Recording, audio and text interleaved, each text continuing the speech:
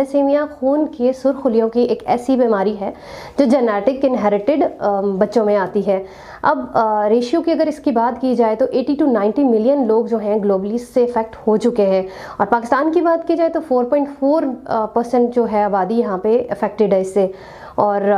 देखा जाए कि किन कंट्रीज़ में ये ज़्यादा कॉमन है तो वो हैं टर्की आ जाते हैं, एशियन साउथ एशियन कंट्रीज़ आ जाते हैं, अफ्रीकन अमेरिकन जो लोग होते हैं उनमें बहुत कॉमन है, ग्रीस में बहुत कॉमन है।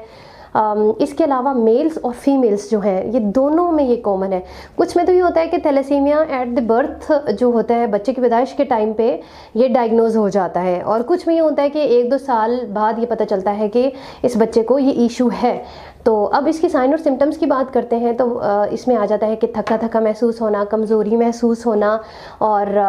जो फेस की बोन्स हैं वो डिफॉर्म हो जाना, उसके बाद जो स्किन का कलर है वो पेल हो जाना, येलोइश हो जाना, यूरिन का कलर